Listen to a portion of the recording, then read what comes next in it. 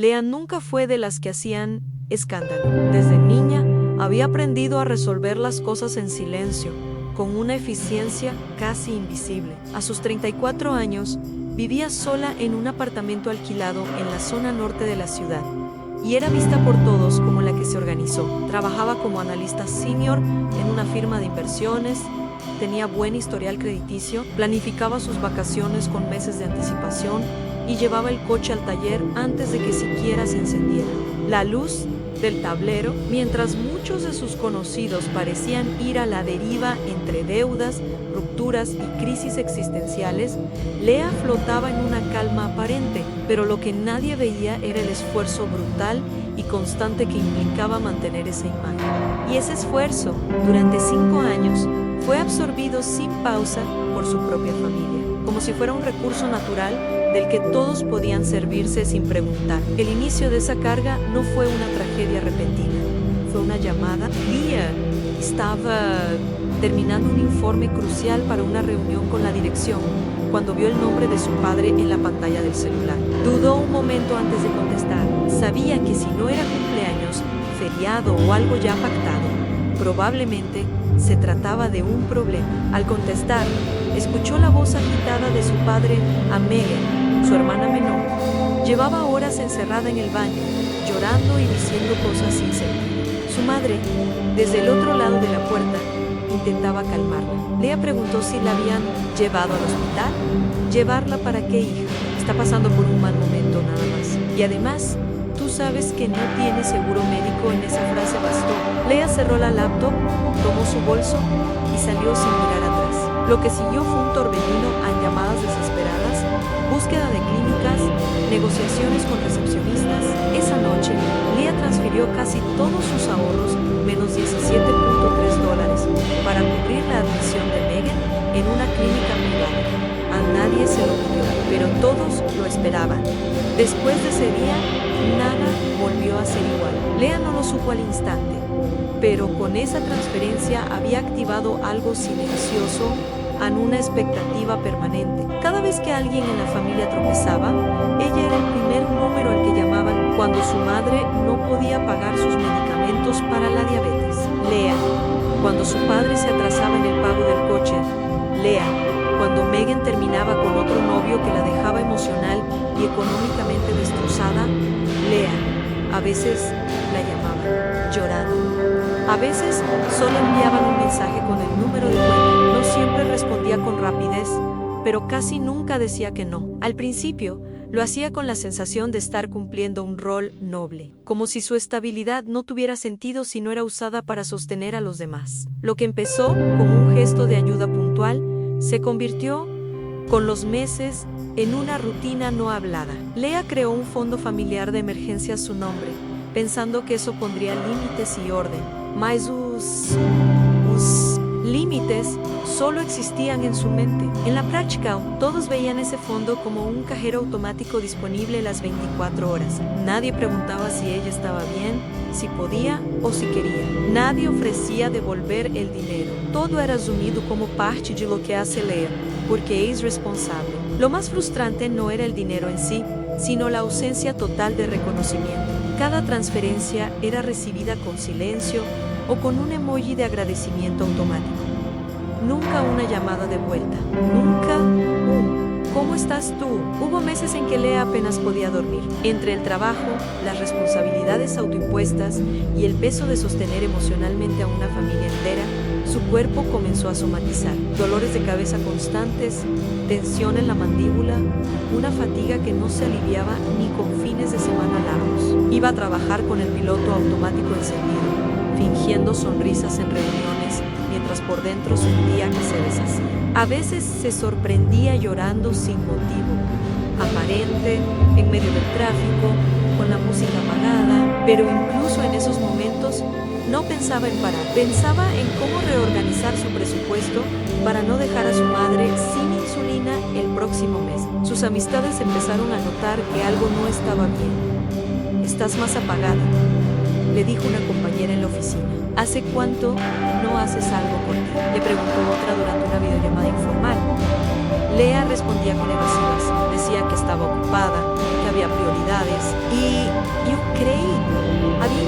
sobrepasado la idea de que su bienestar era secundario frente a las necesidades del resto. Sentía que decir no puedo o no quiero era sinónimo de egoísmo. Incluso cuando pensaba en cosas simples, como tomarse unas vacaciones o comprarse una bicicleta nueva, surgía una voz interna que le recordaba que siempre podía surgir otra emergencia familiar. Esa posibilidad la mantenía quieta, suspendida en un estado constante de alerta. El punto de inflexión no fue una crisis dramática, fue un mensaje de texto. Megan le escribió pidiéndole que cubriera un retiro de yoga en Costa Rica, con costo de $3.2. Lea leyó el mensaje sentada en la cocina, aún con la taza de café intacta, fría. Tardó varios minutos en decidir si responder. Cuando finalmente lo hizo, escribió algo breve. No puedo ayudarte esta vez, Meg. No hubo respuesta inmediata, solo un silencio que se extendió hasta el atardecer, cuando llegó otro mensaje, esta vez en el grupo familiar, enviado por sus padres. Quizás sería mejor que Lea se tomara un tiempo y se alejara un poco de la familia sin reproches directos, tan solo esa frase. Y, debajo, un emoji de pulgar arriba enviado por la tía Carol nada más. Elia leyó ese mensaje al menos 10 veces, no lloró, no gritó fue un silencio distinto al habitual. Uno que no venía de cansancio, sino de claridad. Durante 5 años, había estado entregando partes de sí misma a una estructura que no solo no la valoraba, sino que la veía como un instrumento. Cuando dejó de ser útil, la descartaron sin miramientos. No respondió al grupo, no llamó a nadie. Esa misma noche, abrió su computadora y desactivó todas las transferencias automáticas vinculadas al fondo familiar. Cerró las alertas bancarias, cambió contraseñas. Al principio, no sintió alivio, sintió vértigo, como si estuviera cortando un cordón que llevaba años sosteniéndola. Pero no se detuvo, porque en el fondo sabía que si no lo hacía ahora, no lo haría nunca. A la mañana siguiente, su celular era un campo minado de notificaciones. Más de 80 llamadas perdidas, decenas de mensajes. Algunos eran súplicas llenas de dramatismo. ¿Cómo puedes hacernos esto? Mamá se siente mal, Megan, está descompensada. Otros eran fríos y acusatorios. No puedes simplemente desaparecer. Todo esto te lo debemos a ti. Estás siendo cruel. Leia se sentó en la cama, teléfono en mano, y escuchó uno por uno los mensajes de voz. Su madre llorando, su padre furioso, Megan gritando, incoherencias entrecortadas. Ninguno preguntaba si ella estaba bien. Ninguno decía gracias. Todos reclamaban por lo que ya no recibía. Esa misma noche recibió un enlace para una reunión por Zoom. Nadie preguntó si estaba disponible. El mensaje decía: nos conectamos a las 8 de la noche. Es importante. Lea pensó en ignorarlo, pero algo dentro de ella quería cerrar ese ciclo con palabras. A las 8 en punto, se conectó desde su escritorio, con el rostro neutral y los hombros relajados. En la pantalla aparecieron sus padres, Megan, la tía Carol, e incluso un primo que nunca participaba de nada.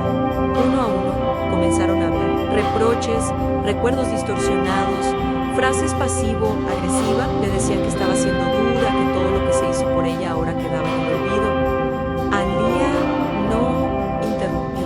Dejó que hablaran y cuando finalmente le cedieron la palabra, compartió pantalla. Lo que mostró fue un archivo Excel de 7 pestañas. Cada hoja detallaba, con fechas y montos, cada transferencia, cada factura pagada, cada rescate financiero que había hecho durante 5 años. El total final superaba los $86.0. Nadie pudo decir que era mentira, pero tampoco agradecieron. Solo dijeron que era una exageración y que llevar registro de esas cosas demostraba que ella nunca lo hizo de corazón en día. No reaccionó de inmediato. Cerró el archivo, dejó de compartir la pantalla y observó los rostros congelados en la videollamada. Su madre tenía los ojos llorosos. Su padre evitaba mirarla y Megan simplemente estaba con la vista clavada en el suelo. Nadie pedía disculpas. Nadie se ofrecía a devolver nada. Y lo que más dolía no era la ausencia de reconocimiento, sino la forma en que intentaban revertir todo, como si ella fuera la agresora por atreverse a poner un límite. La llamaron calculadora, le dijeron que era controladora, que había convertido el amor en contabilidad. Anglia respiró hondo. No dijo nada más. Anne solo finalizó la llamada. Esa noche durmió mal. No por culpa, sino por la cantidad de emociones acumuladas que no tenían dónde ir. Recordó cumpleaños en los que había comprado regalos para todos sin que nadie le diera siquiera una tarjeta. Vacaciones que había financiado para Megan porque le hacía bien estar cerca del mar. Tardes enteras en las que salía del trabajo y pasaba a dejar medicamentos a sus padres, sin esperar nada, pero tampoco recibiendo. No, se sintió agotada como nunca antes. No física, sino emocionalmente vacía. Como si finalmente entendiera que había estado sosteniendo un sistema familiar disfuncional. No por generosidad, sino porque nadie más quería asumir el costo. Y ahora que ella soltaba, todo se venía abajo. Pero, en el fondo, sabía que ese colapso no era su culpa. Era inevitable. Solo había estado postergándolo con su sacrificio. Los días siguientes fueron extraños. El teléfono dejó de sonar con tanta intensidad, pero aún llegaban mensajes esporádicos, algunos de familiares lejanos, con frases vagas como «me contaron lo que pasó», «ojalá puedas reflexionar», otros, directamente agresivos, insinuando que estaba destruyendo a su madre con su indiferencia. Leah no respondió ninguno. En lugar de eso, empezó a reunir documentación, revisó correos antiguos, recuperó capturas de pantalla, buscó los contratos de apertura del fondo familiar. Y fue entonces cuando encontró algo que le heló la sangre, una solicitud de préstamo por $80.0, hecha en su nombre, con documentos falsificados. El número de seguro social era el suyo. La firma, una imitación.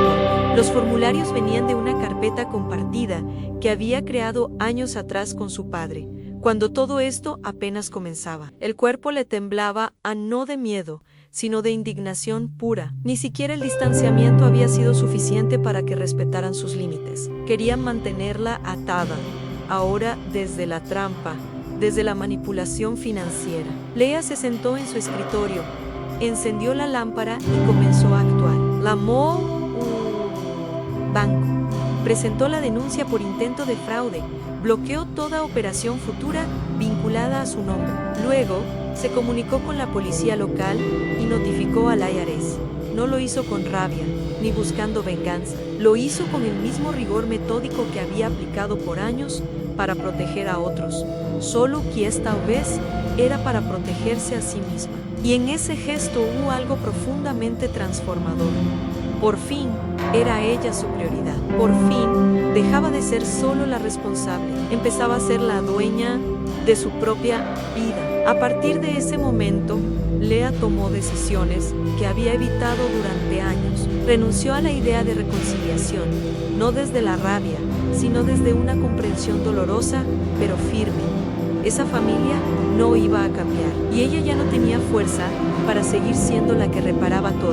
Actualizó sus datos bancarios, cerró las carpetas compartidas, notificó a su empresa sobre el intento de fraude y solicitó una revisión de seguridad de sus cuentas personales.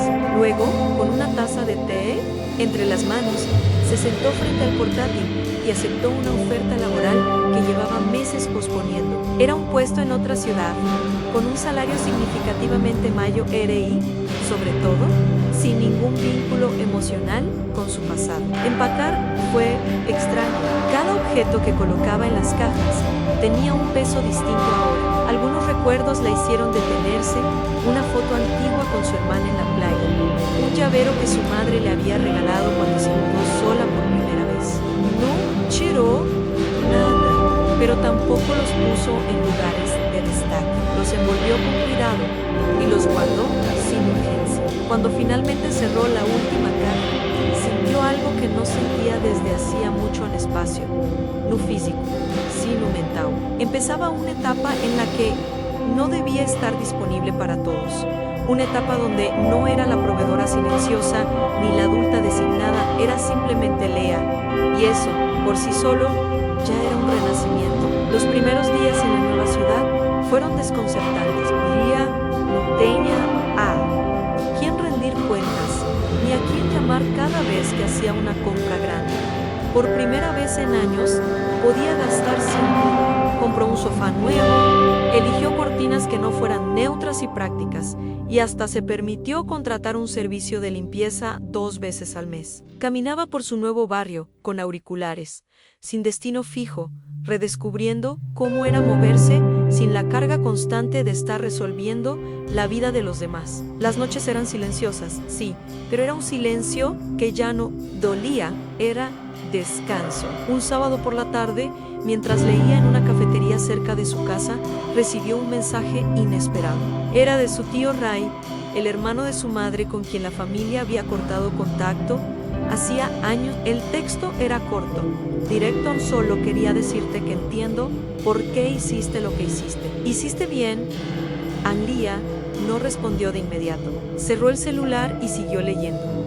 Pero esas palabras se le quedaron grabadas. Días después, recibió otro mensaje, esta vez de un exnovio de Megan.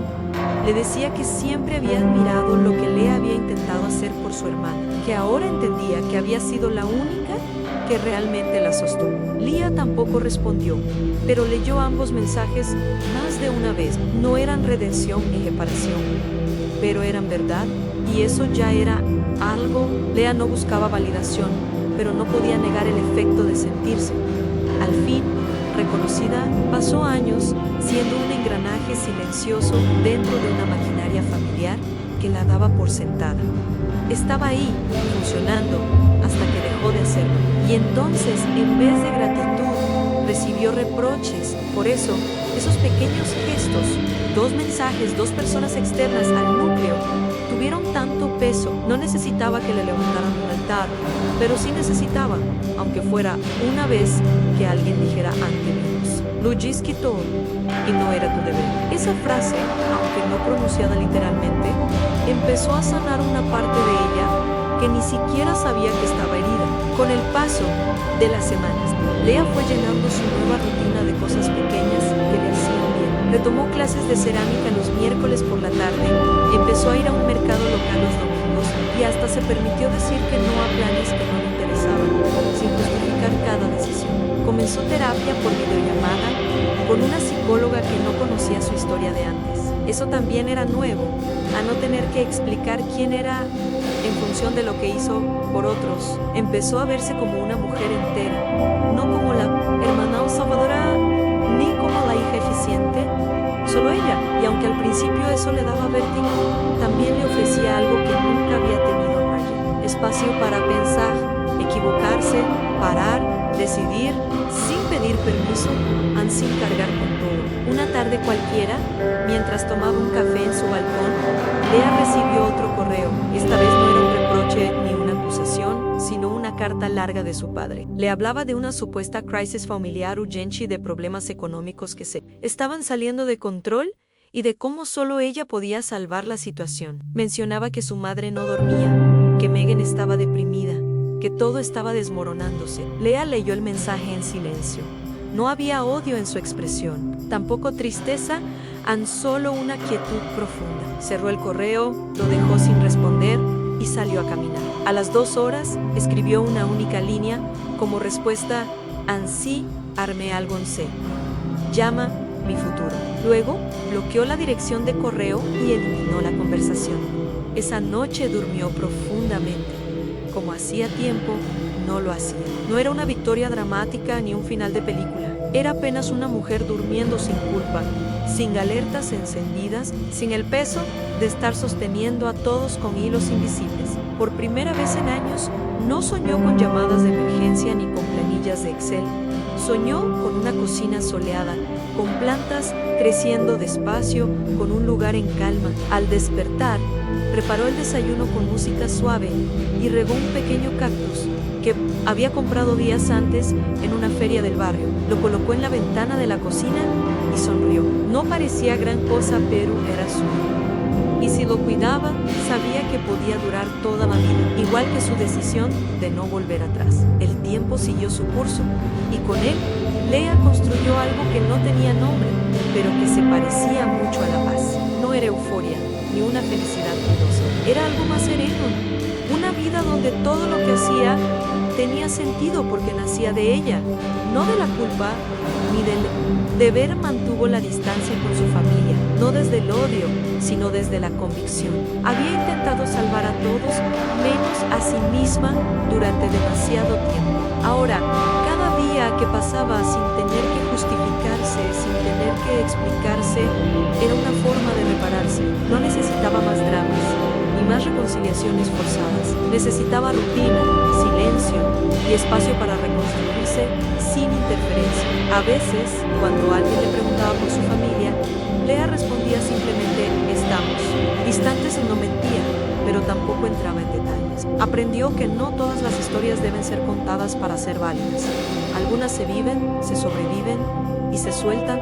En su nuevo B ya la conocían por su puntualidad, por su gusto por las plantas pequeñas y por su costumbre de leer libros en la misma mesa de siempre del café de la esquina. Nunca volvió a ser la responsable de nadie más. Y aunque todavía tenía momentos de duda, de nostalgia o de vacío, sabía que esta versión suya, más libre, más silenciosa, más suya, era la que por fin podía sostenerla, no para los demás,